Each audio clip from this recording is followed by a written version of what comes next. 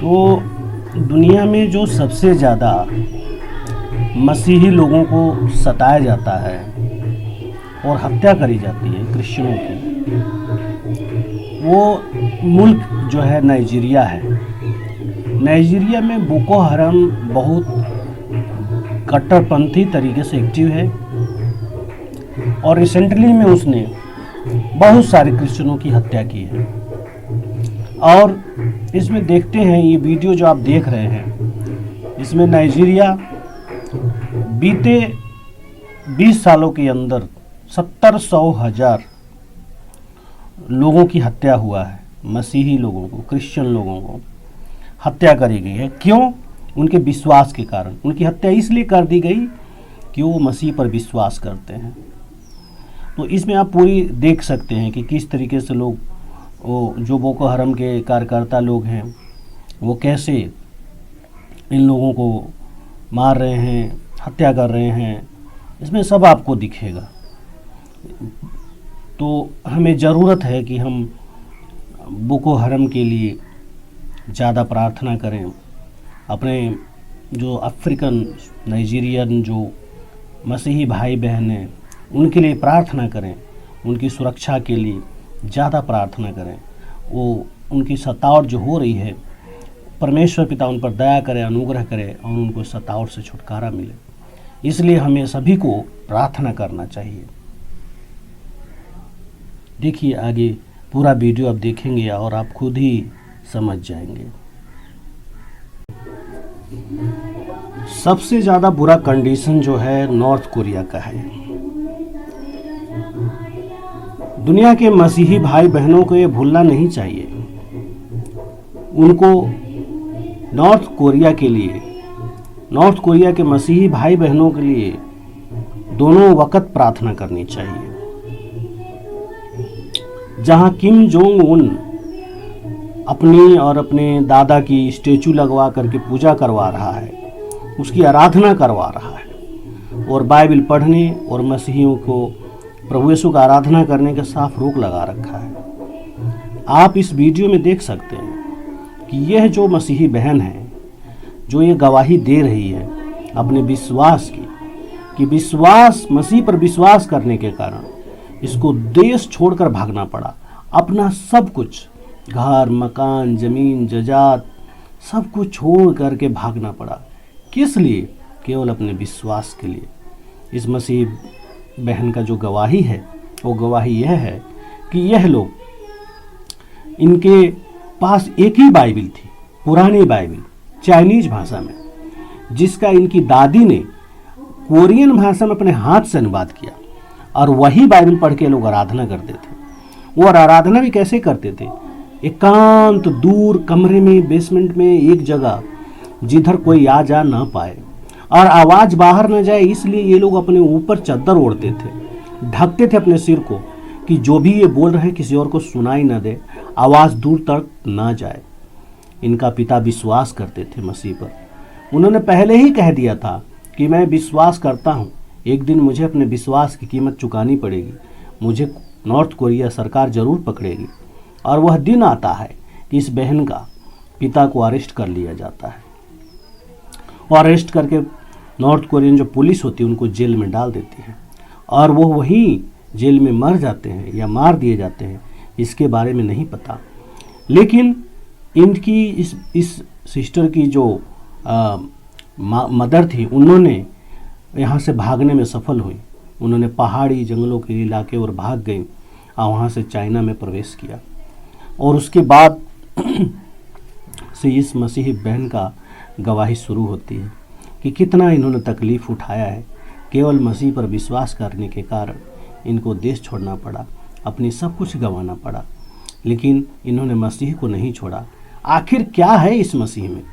तो यहाँ पर आप देखते हैं इस वीडियो में, इनकी टेस्टमनी में जब ये बता रही हैं, तो ये बताती हैं कि जब इतना सताव है, इतना प्रताड़ना है कि हम खुल के बाइबल नहीं पढ़ सकते, प्रार्थना नहीं कर सकते, हमें आराधना करने की इजाज़त नहीं है। और किम जोंग उन की आपने खुद ही देखेंगे, उनका बहुत सारे वीडियो है जिसमें आप देख सकते हैं कि जहाँ पर किम जोंग उन को लोग दंडवत कर रहे हैं, प्रणाम कर रहे हैं और उसकी आराधना कर रहे हैं। तो क्या कहा जाए, क्या कहा जाए, यह है कि 666 आ चुका है, या कहीं यही तो नहीं कि नॉर्थ कोरिया में ही शैतान जन्म लेगा या ले चुका है किम जोंग उन के रूप में, या किम जोंग उन के वंशज में ही जन्म लेगा। इसलिए इस वीडियो को पूरा देखिए, और आप देख करके, ये इंग्लिश में बोल रहे हैं, हो सकता है आपको उतनी नहीं समझ में आए, लेकिन आप ज़रूर देखिए।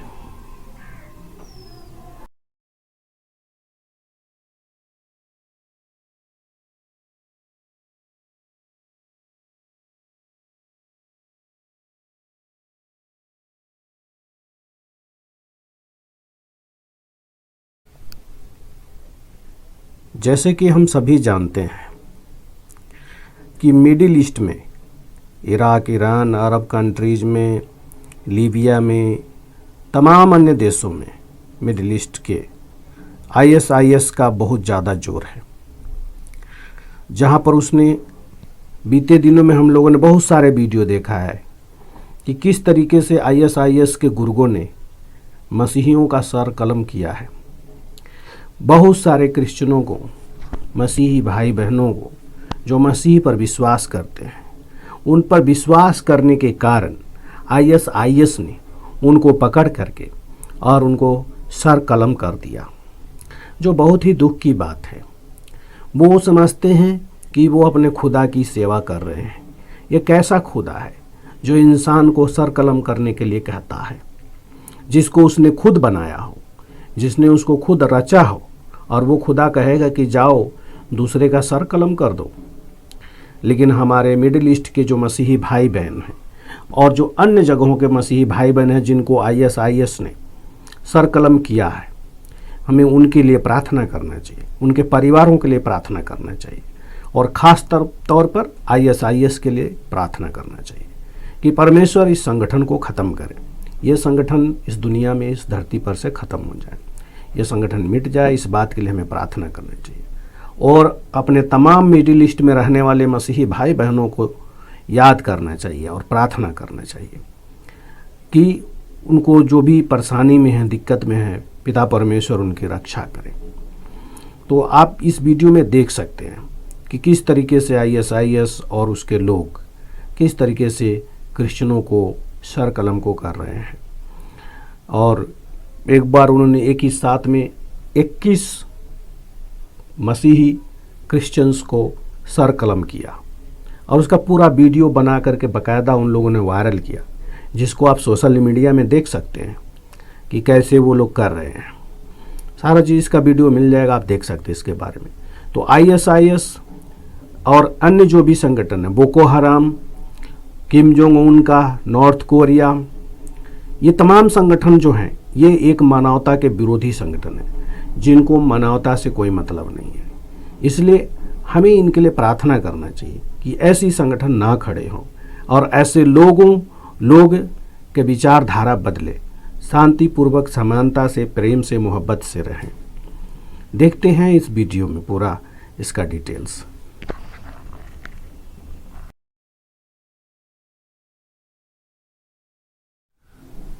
जैसे कि हम जानते हैं कि हमारा देश में जो मसीहत का प्रचार हुआ है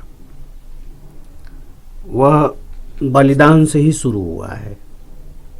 प्रभु यीशु के 12 चेलों में से एक चेला जो संत थॉमस, जो हमारे देश में आए और उन्होंने अपने आप को बलिदान करके इस देश में मसीहत का बुनियाद रखा, और तब से यह सिलसिला रुका नहीं है।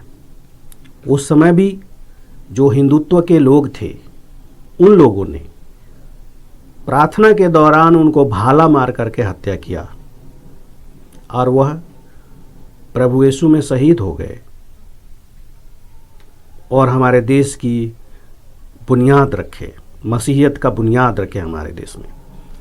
और उनके प्रचार से लेकर के आज तक मसीही समाज के लिए बहुत सारे लोगों ने अपना बलिदान दे चुके हैं। खास तौर पर हमारे देश में जो हिंदुत्व है, यह बहुत सारे मसीहियों को हत्या कर चुके हैं। इनको लगता है कि ये क्रिश्चियन लोग जो हैं ये इंसान नहीं है, इनका धर्म धर्म नहीं है, इनका गॉड या भगवान भगवान नहीं है। ये अगर ज़्यादा हो जाएंगे तो इनका राजपाट ख़त्म हो जाएगा। ये दूसरों लोगों को कैसे बेवकूफ़ बना पाएंगे, कैसे उनको वोट की राजनीति कर पाएंगे। कई कारण है जिस वजह से लोग मसीहियत को नहीं बढ़ने देते हैं, जिस कारण से लोग प्रभु यीशु के प्रचार को रोकते हैं। कई बार घटनाएं हुई हैं। वैसे तो इस देश में बहुसंख्यक लोगों ने बहुत सारे अल्पसंख्यकों पर अत्याचार किया है। सिखों का नरसंहार हुआ है, वो भी हम लोग जानते हैं। इतिहास में देखा जाए तो मुस्लिमों का नरसंहार हुआ है, वो भी हमने देखा है। और जो क्रिश्चियन समाज है इनका भी नरसंहार किया गया है। और तो और ये तो धार्मिक नरसंहार हुआ है जो कंधमाल में हुआ क्रिश्चियंस का। और लेकिन जातिवादी भी नरसंहार लोग करते हैं, दलितों का नरसंहार करते हैं। अलग अलग जो भी कमज़ोर तबका है, जो बहुसंख्यक नहीं है, कम है, उसके साथ अन्याय किया जाता है। तो हमारे मसीही समाज के साथ भी अन्याय किया गया है। हमारे चर्चों को गिरा दिया जाता है, मसीहियों को मारा जाता है।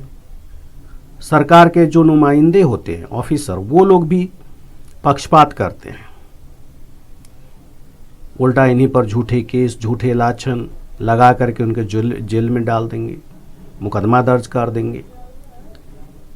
जबकि सभी कसम खाते हैं कि नहीं, हम कोई पक्षपात नहीं करेंगे, जाति धर्म से ऊपर रहेंगे, हम संविधान का पालन करेंगे। लेकिन कसम खा करके भी उस कसम को नहीं निभाते हैं। हम लोग ऐसे देश में रहते हैं। कहने के लिए तो यह देश लोकतांत्रिक है, लेकिन यहाँ लोकतंत्र नहीं रह चुका है। आप देखेंगे इस वीडियो में जो आगे देखने को आपको मिलेगा, और आप बहुतेरे देखे भी होंगे। हाल ही में अभी मध्यकामी समारोह नाम का एक लड़का का जो बिहार में तेजाब डाल करके उसकी हत्या लोगों ने कर दी, इस जलन से वो मसीह को मानता है। प्रभु यीशु पर विश्वास करने की वजह से उस पर तेजाब डाल दिया गया। कंधमाल में सैकड़ों मसीही लोगों को हत्या कर दी गई। आज भी वो लोग कैंप में रह रहे हैं, उनको गांव से भगा दिया गया, 600-700 गांव से। वो सब नरसंहार को आप लोग जानते ही अच्छे से। और भी अन्य तमाम प्रकार की घटनाएं, छीट फूट जो आज तलक होती रहती हैं, आज भी होती रहती। आज भी चर्चों पर हमले जारी हैं, मसीहियों पर हमले जारी हैं, पास्टरों को जेल भेजना जारी है, उन पर झूठे मुकदमे लगाना आज भी जारी है। तो भारत देश भी, यहाँ जो हिंदुत्व है, जैसे मिडिल ईस्ट में ISIS है, नॉर्थ कोरिया में किंग जोंग उन है, और अफ्रीका के नाइजीरियन कंट्रीज़ में वहाँ पर बोको हराम है, तालिबान है। उसी प्रकार से भारत देश में हिंदुत्व है जो अपने हिंदुत्व के लिए अन्य मजहब के लोगों को हत्या कर देते हैं, उनको उनके धार्मिक आज़ादी को छीनने का कोशिश करते हैं, उनका दमन करते हैं, जो इसमें आप देखने को आपको मिलेगा। तो हम सभी को ये ज़रूरी है कि हम अपने देश के लिए ज़्यादा प्रार्थना करें, अपने मसीही भाइयों के लिए ज़्यादा प्रार्थना करें, इस देश में सच्ची सरकार के लिए, नेक शांतिपूर्वक इस देश को उन्नति के मार्ग पर ले जाने वाले लोगों के लिए प्रार्थना करें कि ऐसे लोग इस देश में खड़ा हों। ईश्वर परमेश्वर ऐसे लोगों को खड़ा करे। हमें प्रार्थना की बहुत ज़रूरत है। हमें हिम्मत नहीं हारना है, विश्वास प्रभु यीशु पे बनाए रखना है और प्रार्थना करते रहना है अपने अंतिम सांस तक। नमस्कार, मैं Mahendra Kumar. International Christian concern जो ऑर्गेनाइजेशन है ICC, जिसके प्रमुख हैं जेफ किंग और इंटरनेशनल सोसाइटी जो ये है, इंटरनेशनल क्रिश्चियन कंसर्न, ये दुनिया के सभी देशों में काम करता है। इनका कार्य है कि कहाँ पर मसीही लोगों को सताया जाता है, उनका रिपोर्ट बनाना, क्यों सताया जाता है, और उनके लिए प्रार्थना करना, उनकी हेल्प और मदद करना कि कैसे उनकी सहायता कर सकते हैं कि मसीही जो भाई बहन हैं वो कैसे विश्वास में बने रहें। और इस आईसीसी, इंटरनेशनल क्रिश्चियन कंसर्न, ने अपना रिपोर्ट जारी किया है जो सीबीएन न्यूज़ के जरिए। सीबीएन न्यूज़ जो वर्ल्ड का एक टॉप न्यूज़ है, जाना माना, वहाँ पर ये रिपोर्ट जाहिर हुआ है। उस रिपोर्ट में ये बताया गया है कि दुनिया की नंबर 1 कौन सा देश है जो मसीहियों को सता रहा है, प्रभु यीशु को अनुयायियों को सता रहा है। तो उस नंबर 1 देश में जिसका नाम है वो है नाइजीरिया। ऐसे भी लोग सोच सकते हैं कि भाई ये किम जोंग उन का देश हो सकता है, नॉर्थ कोरिया, लेकिन ऐसा नहीं है। नाइजीरिया है जो नंबर 1 देश है। बीते 20 सालों में 70-100 लोगों को, मसीही लोगों की हत्या हुई है, कत्ल हुआ है नाइजीरिया में, क्योंकि वो प्रभु यीशु पर विश्वास करते हैं। और इसी तरह से जो है नंबर 1 देश की बात हुई। और दूसरा रिपोर्ट जाहिर किया कि वह कौन सा ग्रुप है जो मसीहियों को सताता है, जो नंबर 1 ग्रुप, कौन सा सताने में नंबर 1 ग्रुप है जो मसीहियों को सताता है। अल-कायदा है, ISIS है, बोको हरम है, कौन है? तो नंबर 1 ग्रुप में जो नाम आ रहा है वो है तालिबान। तालिबान पहले कुछ समयों तक आतंकवादी संगठन था, लेकिन दुख की बात यह है कि तालिबान अभी हाल ही में एक देश पर कब्जा कर लिया है और सरकार चला रहा है।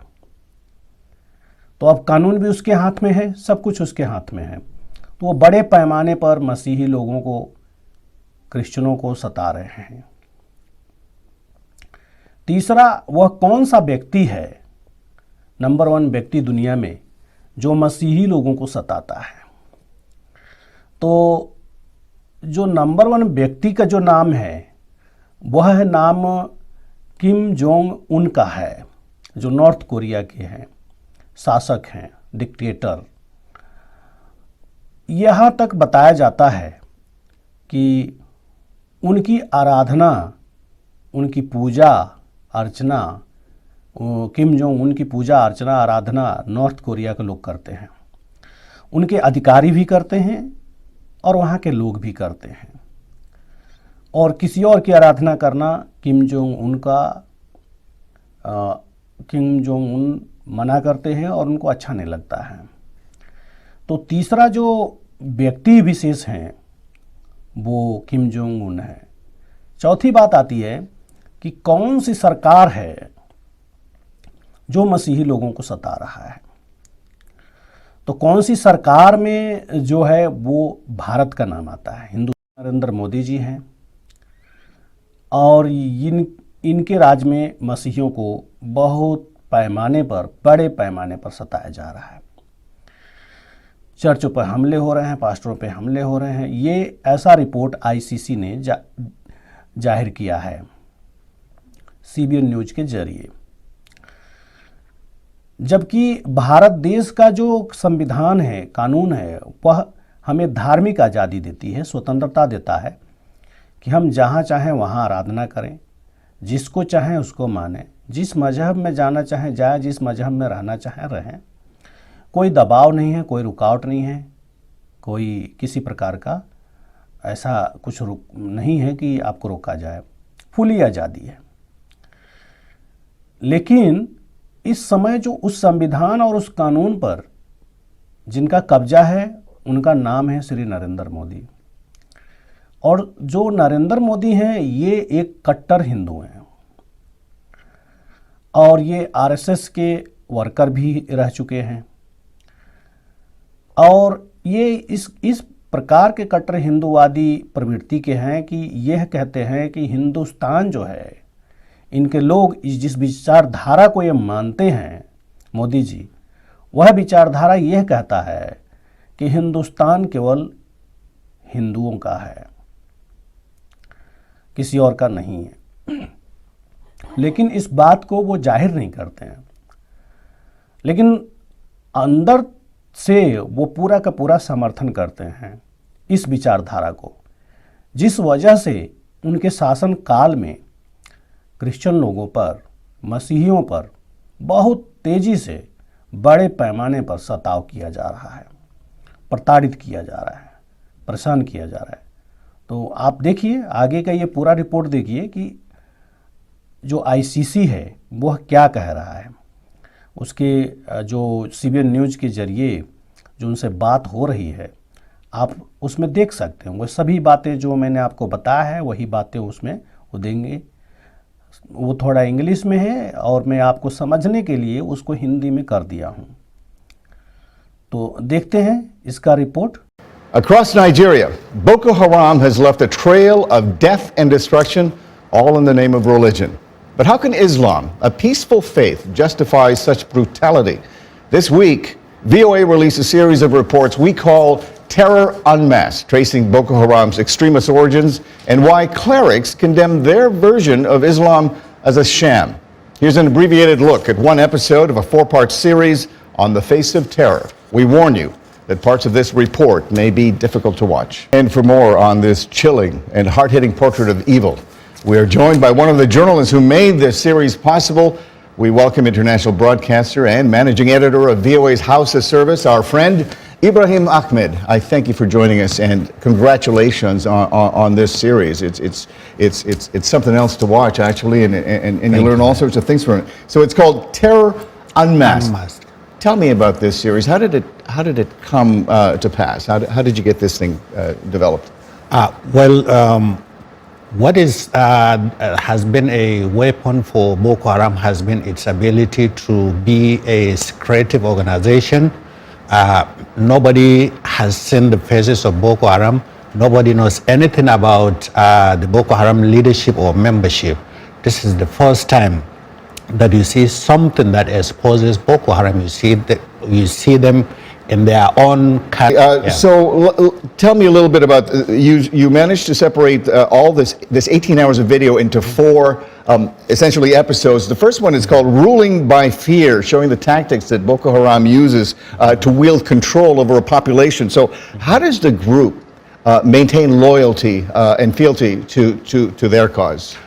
They maintain it through fear, and we saw it in that first episode. They'll call all the people in a particular town or a village. Everybody has to come, whether a small kid or a big person. Everybody has to come to watch this trial, where they execute and beat people, where they punish them. And if they, so people are living in fear, right? People are living in absolute fear. So the other one I saw, The Anatomy of an Attack, was fascinating in that it shows what happened after a failed attack and how Boko Haram tried to sort of save that situation. Tell our viewers about that. Well, Anatomy of an Attack is the first time that we go behind the scene to see how Boko Haram planned their attacks and how they carry it out. But also we saw the frustration they get into when they were not able to succeed in one of their attacks. And when they're frustrated, they cause even more harm, don't they? Cause even more harm. They just kill people for nothing. Ibrahim, by exposing some of these tactics that Boko Haram has used, what do you hope to accomplish? Well, this is to show the world why Boko Haram in 2014 was termed the deadliest terror organization, ahead of groups like ISIS, Al-Qaeda, Al-Shabaab, and others. They're just one, and they seem to be expanding. And I guess what is needed would be sort of more reports, such as yours, Terror Unmasked, to sort of expose some of these tactics. Now, the first time many of us heard about Boko Haram was about 3 years ago, when we heard about the 267 girls who were kidnapped from Chibok. From Chibok. What has happened to those 267 girls? I understand some of them have been released, but what about the bulk of them? Are they? The majority of them are still in Boko Haram captivity. We don't know how many are still alive, but most of them are still under Boko Haram control. And the Chibok girl gained worldwide. It gained a lot of attention. Even the First attention. Lady of the United States was putting memes up. Bring back our girls. But this is only one of thousands or hundreds of instances where Boko Haram kidnap people. There are thousands of people still under Boko Haram captivity. We just got a lot of publicity for these girls because it happens to hit us right in the heart. Yes. Why is it so difficult, though, to recover some of these girls and return them back to their families? Why is it so hard? It is because Boko Haram has been so creative, and because of the area where they are operating, the Nigerian military had some issues initially, although now they are getting the upper hand on Boko Haram.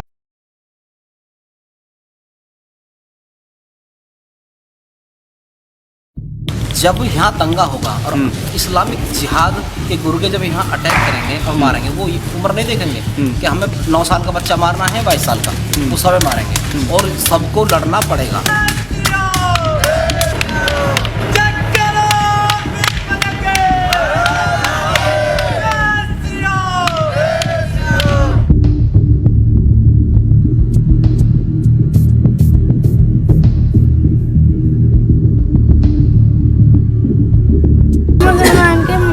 मारने के लिए, हिंदुस्तान को बचाने के लिए सीख रहे हैं। तो मुसलमान कौन है? मुसलमान वे हैं जो मीट खाते हैं। हमारा संगठन है हिंदू स्वाभिमान संगठन है। यह राष्ट्रीय संगठन है, पूरे पश्चिमी उत्तर प्रदेश में कई राज्यों में चल रहा है।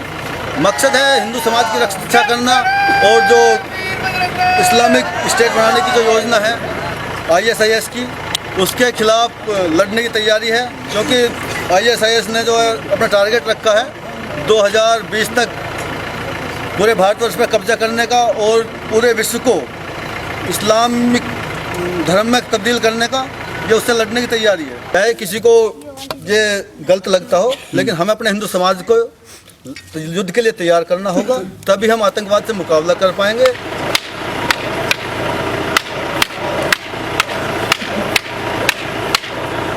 हम यहाँ पर तलवारबाजी की, तीरंदाजी की और जो ये वेपन है लाइसेंस वाले, उनकी ट्रेनिंग दी जाती है। लोग कहते हैं तुमने बार बोर्ड लगा रखा कि मुस्लिमों का प्रवेश वर्जित है। आप ये कहो ना, मुस्लिम आते किस लिए हैं? आप मुसलमानों से कहो क्या कोई मुसलमान यहाँ पूजा करने आता है? कोई मुसलमान श्रद्धा के भाव से आता है? केवल हमारी बहन बेटियों को छेड़ने के लिए लफंगे आते हैं। हमारे एक बच्चे ने ये कहा, हमारा शिष्य है कमलेश तिवारी, आप कभी उससे मिले पूछना, वो शिष्य है हमारा, उसे हिंदू महासभा हमने ज्वाइन करवाई। उसने ये कहा, एक छोटी सी बात कही और मुसलमानों की लाखों की भीड़ इकट्ठी हो रही है। एक स्टेटमेंट के लिए उसे जासूका की संस्तुति करके जेल में डाल दिया गया है। ट्रस्ट किस पे करें? हमें जो है इन चीजों से कभी किसी ने बचाया नहीं। कोर्ट में जाते हैं, जमानत मिलती है। कोई नेता हमारे पीछे ना खड़ा हुआ, ना हमें नेताओं की जरूरत है। नेताओं को हमारी जरूरत होती है। हमारे सारे शिष्यों के पास लाइसेंसी हथियार है। हम तो अपना शिष्य उसे बनाते हैं जिसका हथियार हो, जिसका हथियार ना हो, जो खाली जुबान चलाता हो ना, दूर रखते हैं।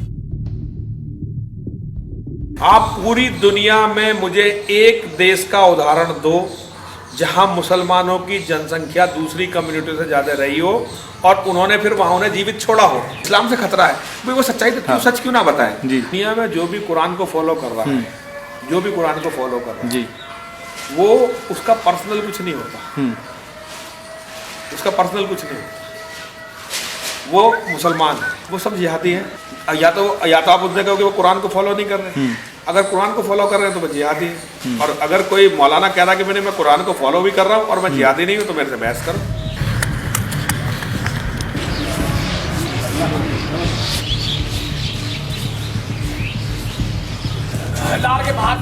जितने आतंकवादी आज तक हुए वो मुसलमान हैं। और जिस दिन ISIS भारत में अटैक करेगा वो यहाँ भारत का एक एक मुसलमान ISIS को ज्वाइन करेगा, वो किसी हिंदू संगठन। तो ऐसे में तो भारत में भी एक हिंदू IS तैयार हो जाएगा ना इस तरह से। नहीं, आप क्या गलत कह रहे हैं। हिंदू IS नहीं है, डिफेंस है।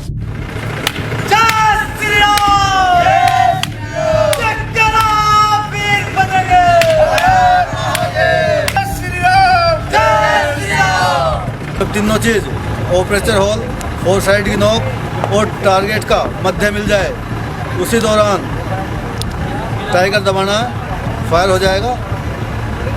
मिलाओ पहले तीनों चीज़ को मिलाओ, मैं बताऊंगा। मिल गए तीनों, फायर।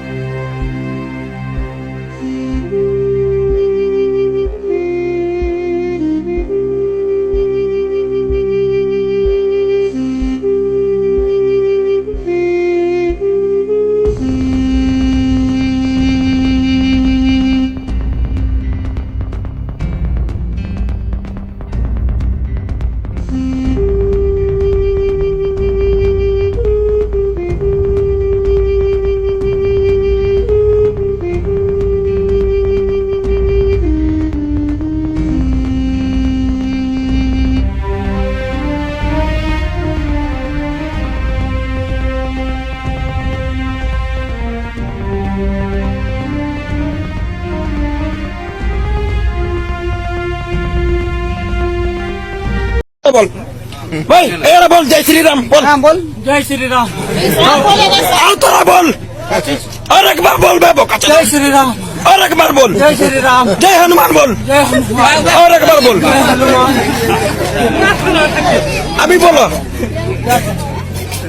अभी बोला बे क्या करना है तो बोका चला। सही सही बोल रहा हूँ। उधर से हम लाइफ में नहीं बोल रहे।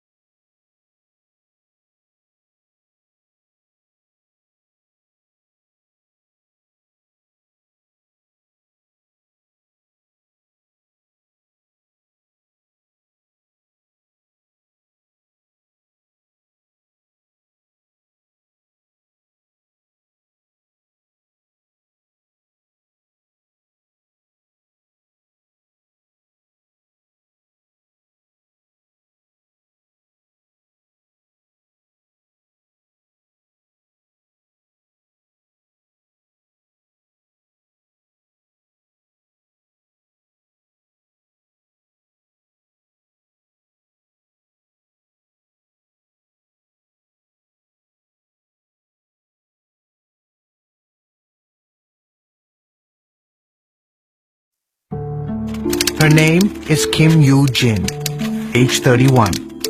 She was born in Pyongyang, North Korea. Kim's testimony is rare considering the numbers on North Korea. The CIA estimates that some 24 million people live in the communist country, and the best guess is about 2% or 480,000 are Christians. Just a handful of them have escaped from the brutal regime and lived to tell their story. Kim Yoo-jin is one of them.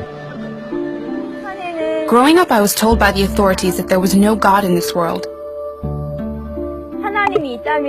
We were ordered instead to worship Kim Il-sung and Kim Jong-il, the leaders of the country.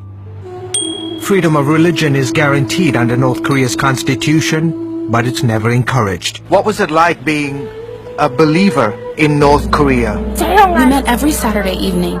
My family gathered in the back room of our small apartment. We had to be very quiet. We whispered when we prayed, sang songs, or read the Bible. We often covered our heads to muffle the noise. Growing up, she heard stories of how her city, Pyongyang, was once known as the Jerusalem of the East. In 1945, 13% of the population was Christian.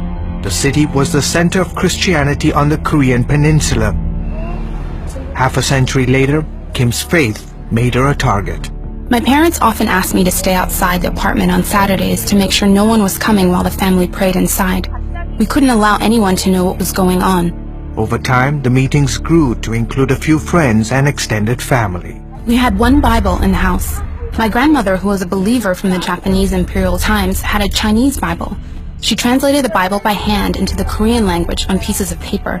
That's how we read the Bible. We found strength in those pages. But soon the authorities discovered that her father was a secret believer. My father was a tailor in town, and the police suspected something was going on. We believed they planted listening devices in his shop and on his clothes.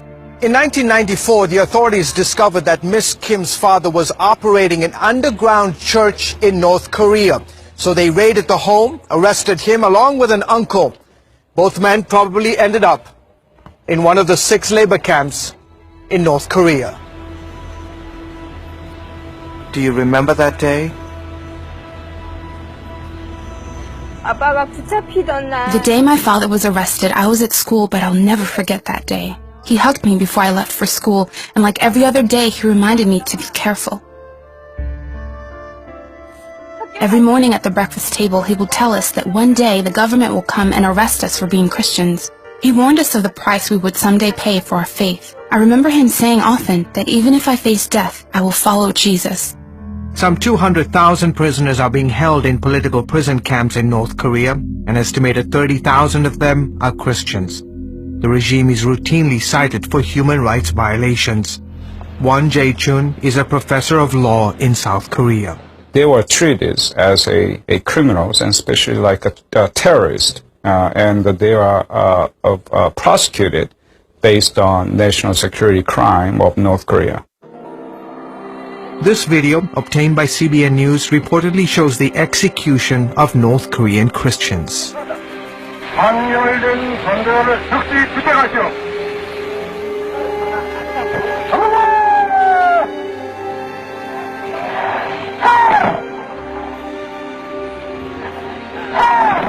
Do you think that your father is alive today? No. Everyone knows what happens when government agents arrest Christians in North Korea. They never make it out alive. I know my father is in heaven.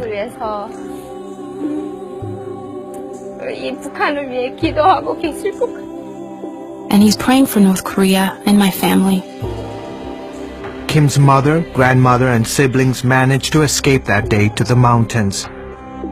In 2005, with the help of a Chinese pastor, she crossed the Tumen River and defected to China.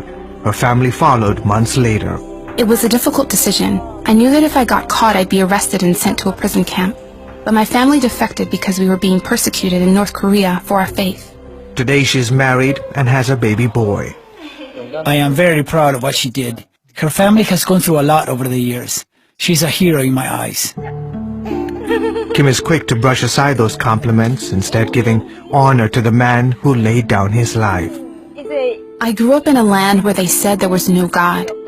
But my father told me otherwise. He loved Christ, and for that, he died. She has a dream to one day go back to Pyongyang and share about this love with the people of North Korea. George Thomas, CBN News, Seoul, South Korea.